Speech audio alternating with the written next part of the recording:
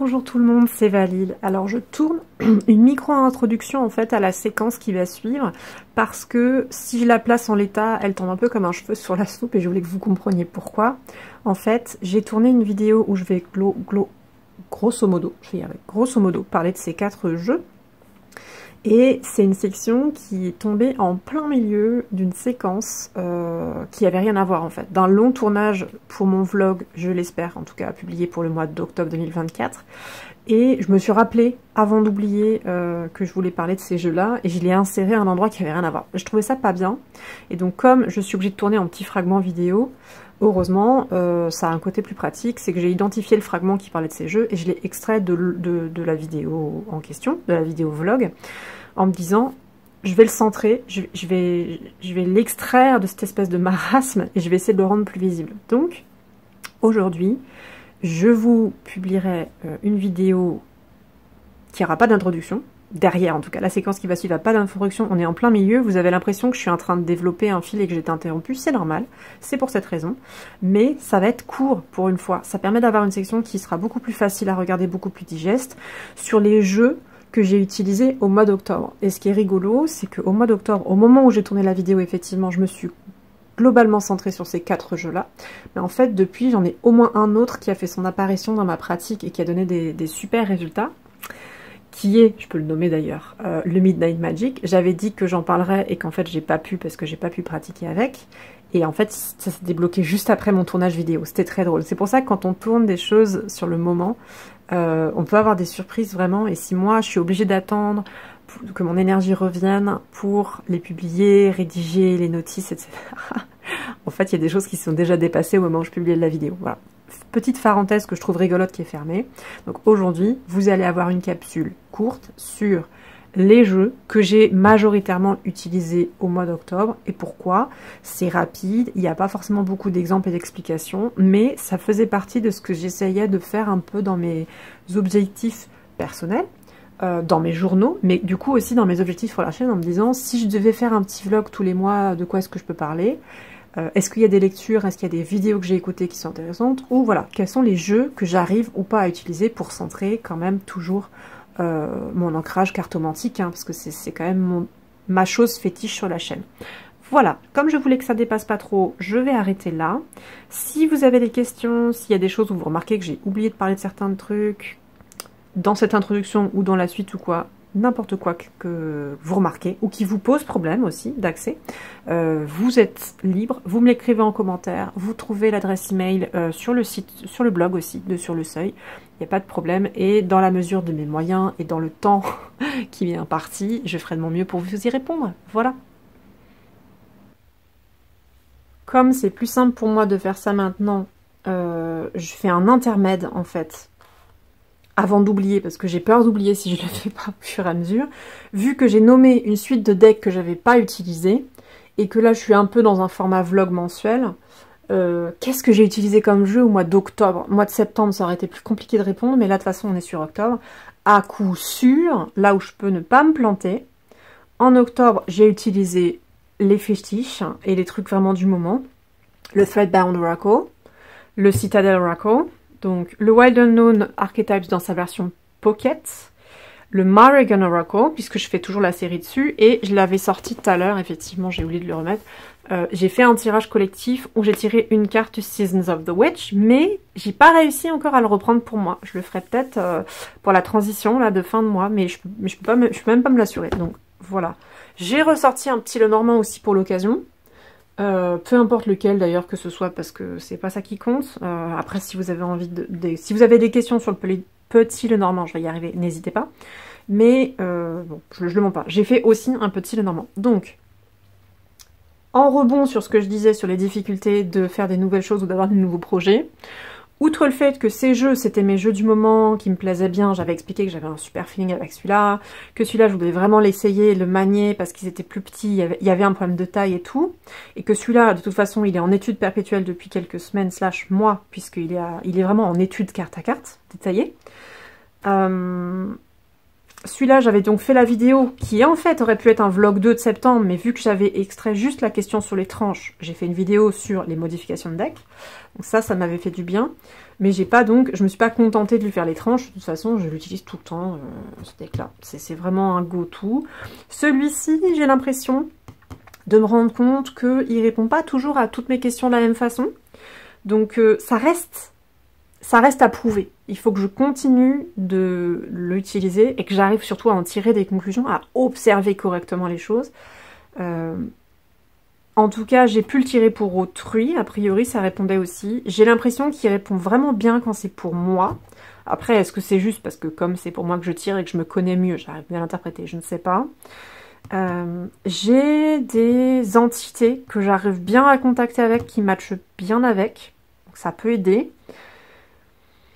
Et j'ai peut-être quelques thématiques qui lui sont un peu chouchou, mais pour l'instant j'en suis pas sûre. Voilà, comme dit, il faut que je poursuive l'usage, mais il est vraiment chouette. Je pense que c'est aussi pas mal, quelque part, paradoxalement, qu'il n'ait pas tant de cartes. Pourquoi je dis paradoxalement? Parce que j'ai toujours adoré les jeux où il y a beaucoup de cartes, il y a beaucoup de variétés, et je me rends compte qu'à certains moments, j'aime bien, au contraire, avoir une sorte d'échantillon de choses. Assez synthétique, d'avoir des jeux plus synthétiques. Après, ils peuvent peut-être pas répondre à tout, des fois je me sens un peu entre deux par rapport à la signification qu'ils me donnent, j'ai l'impression d'être à côté de la plaque. Peut-être parce que je manquais de cartes ou je manquais de vocabulaire.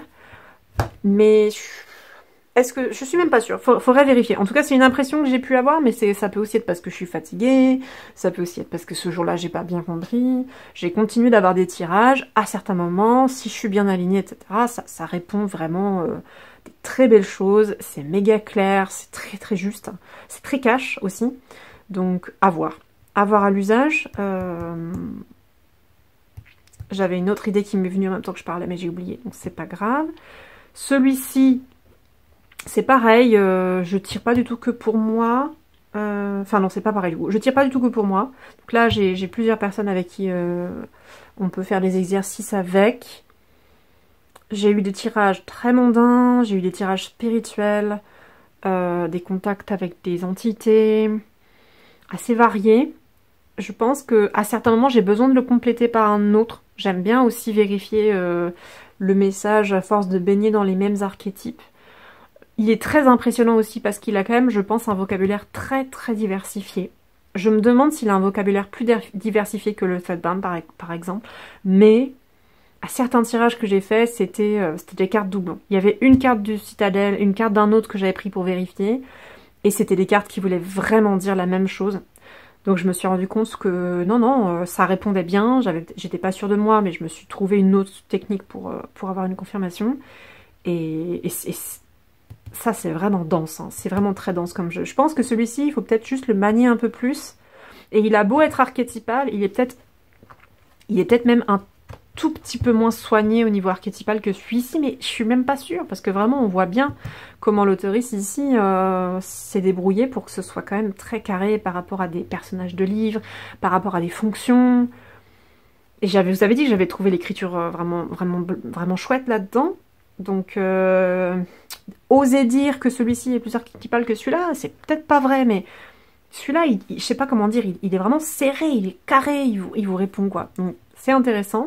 Bon, celui-ci, je vais pas m'étendre dessus, je continue son étude, et surtout, je continue son échange avec des proches ou avec des dévots et des dévotes, pour qu'on voit un peu comment on peut s'y retrouver, comment on peut l'interpréter, et vraiment les échanges rendent ça ultra riche, et je regrette qu'on n'ait pas forcément un plus grand groupe ou quoi. Faudrait peut-être essayer d'ouvrir un petit peu ça. J'ai aussi été, je remercie les personnes au passage, si elles sont là quand même, qui regardent cette vidéo. Si vous êtes des personnes qui avaient répondu aux vidéos de l'oracle de la Morrigan, etc., merci beaucoup. Ça aide beaucoup à continuer. Et j'ai eu des confirmations qu'il y avait des gens qui n'arrivaient pas à travailler avec cet oracle. Et vraiment, quand ils tombent sur des vidéos comme ça les intéresse. Ça peut les rassurer aussi tout bêtement, pour leur montrer que elles ont la capacité d'analyser une image, en fait. Donc, de prendre quelque chose qui vient de la carte, d'aller un peu plus loin, de changer en fonction des contextes. Donc, c'était génial. C'était super enrichissant. Merci beaucoup aux personnes qui ont pris le temps d'en parler. Et le Pocket, grosse valeur sûre quand même, plus difficile à interpréter, c'est pareil, vous voyez, quelque part ces trois jeux-là, ce sont des jeux qui travaillent tous sur les archétypes. Donc on pourrait se dire, ils vont travailler de la même façon, ils vont répondre de la même façon. Ben pas du tout, du tout, du tout. C'est ni les mêmes énergies, mais même en termes d'archétypes, c'est différent. Celui-ci, à certains moments, il est quand même vachement abscon. C'est quand même très, très vaste, très, très abstrait. On n'est pas du tout sûr de comment interpréter la carte. Donc c'est... moi, ça me fait des lectures où je dois vraiment lire en médiumnité, donc j'aime bien. C'est beaucoup moins porté par le visuel. Ou en tout cas c'est porté par le visuel mais moins par le conceptuel. Alors que ceci, vraiment le travail du concept, de l'abstrait, il est fort. Celui-là, à certains moments je comprends rien à ce que je tire quoi. Donc je me demande toujours, encore une fois, est-ce que je suis mal alignée? Est-ce que je suis fatiguée? Est-ce que je suis pas en état de tirer, que j'incite trop? Malgré tout, je pense qu'il y a une différence fondamentale entre ces trois jeux. Et par contre, ce que je peux vous confirmer, c'est que j'avais une inquiétude sur la facture des cartes. J'avais une grosse inquiétude sur cette texture que je déteste. Alors, ma détestation n'est pas passée. En soi, c'est pas une qualité de carte que j'apprécie. Je vous confirme aussi qu'à d'autres moments, j'ai failli à nouveau replier en deux la carte en la mélangeant, puis elle a fait un boum et j'ai failli la niquer. Donc beaucoup d'inquiétude, beaucoup de crainte avec les maladresses, etc. Je pense que ça pourrait aussi se déchirer. Parce qu'en fait, mine de rien, moi j'ai eu entre guillemets de la chance de la plier, mais je pense qu'on pourrait très bien arracher ou déchirer un bout. Bon. En revanche, j'ai réussi, à force de l'utiliser, de travailler je sais pas comment dire, ma réceptivité sensorielle, à force d'essayer de pas passer trop de temps avec dans les mains ou de l'étaler, j'arrive à passer outre. Donc je sais pas si j'arriverai à passer outre sur le Fifth Spirit Tarot, qui avait vraiment une ressemblance matérielle. Mais là, avec celui-ci, j'y arrive. Et je vous confirme aussi que du coup, je fais des tirages qui ont plusieurs cartes. Ce qui me manquait énormément. Dans l'ancien, dans la grande version, j'arrivais pas, on n'a pas la place, c'est pas maniable.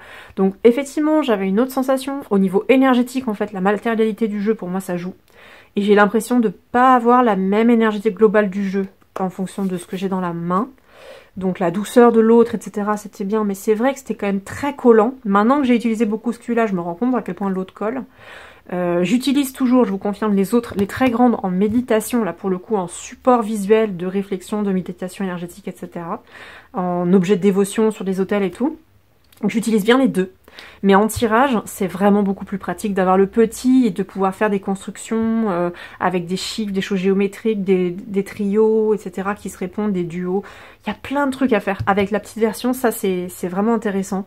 C'est juste que, voilà, il y a toujours ce truc un peu sensoriel, mais j'ai réussi quand même à passer outre. Il y a aussi des cartes qui, comme dit, ne ressemblent pas tout à fait aux cartes originales, mais c'est pas la fin du monde. Et je me suis aussi rendu compte qu'en termes d'accessibilité, le livre est écrit trop petit. En fait, c'est génial d'avoir tout le livret dans un petit machin. Et du coup, en voyage, oui. Sauf que, ben, là, c'est une police en plus qui est écrite à la main. Donc, heureusement, elle n'a pas une écriture trop patte de mouche ni rien, mais c'est hyper fatigant à lire. Le rouge, en fait, c'est pas la meilleure idée. Parce que là, quand il y a juste un mot-clé, ça va. Mais là, quand c'était un texte en rouge, ça me faisait mal aux yeux. Il y a un énorme problème en termes de luminosité. Je me suis rendu compte que c'était pas accessible du tout, ça, la taille du bouquin. Mais on a tout dedans. Donc voilà, je vais, je pense, terminer cet axiome sur les jeux que j'ai utilisés au mois d'octobre.